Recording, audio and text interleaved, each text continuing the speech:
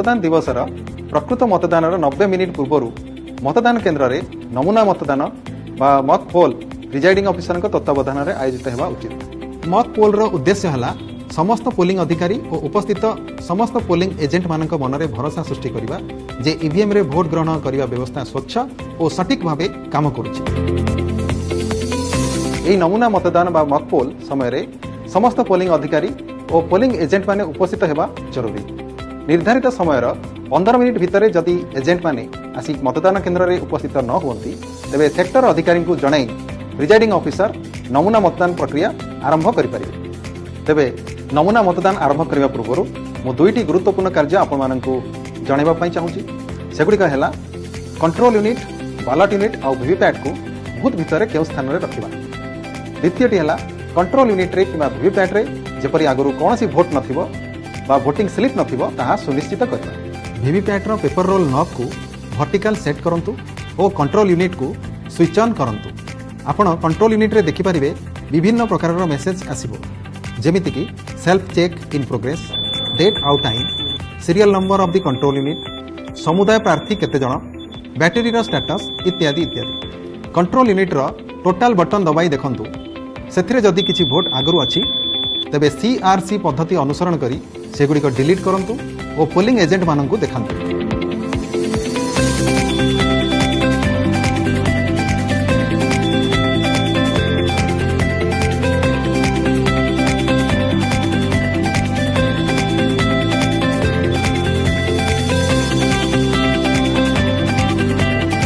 सेहीपरि VVPAT रो slip कक्ष को खोली देखंतु और पोलिंग एजेंट माननकु देखांतु। सेथिरे जदि आगरु किछि भोट स्लिप थाए सेगुड़ी को खाली करी समस्त को आउ थरे देखांतु।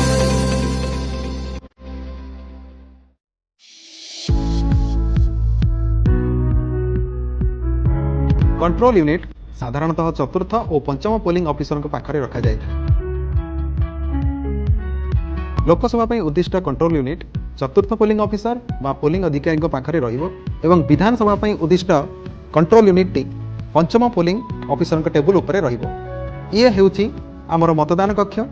साधारण भाव में मतदान कक्ष भीतर को जेतेबेले भोटर जने जाउछंती सेतेबेले तांकर एई कक्ष भितर दुईटी यूनिट उपरे कार्य रहुछि। गोटे हला बैलेट यूनिट जोंथरे कि से भोट देबे बैलेट बटन दबाइबे और आरटी वीवीपैट जहा कि ठीक तांको बाम पटरे रखा जाइछि।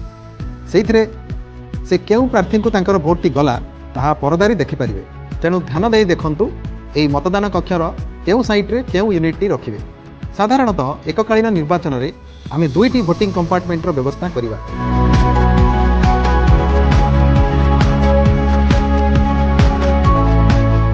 मत पोल आरंभ करने पूर्व यूनिट गुड़ी को जोटी रखा कथा आम रखीदे प्रकृत मतदान समय ये सब यूनिट जोटी रखा जाए समान स्थान में रखा जाए।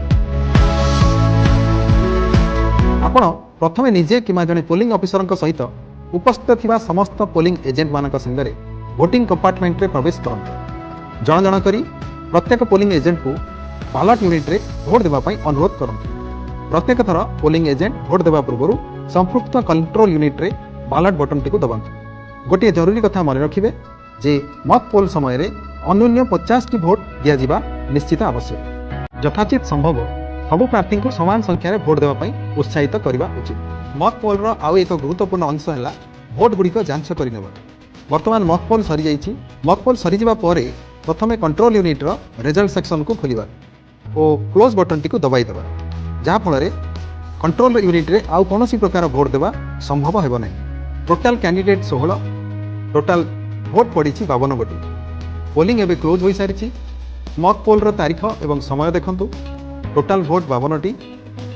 प्रथम कैंडिडेट को 3 टी, द्वितीय कैंडिडेट को 3 टी, तृतीय कैंडिडेट को 6 टी।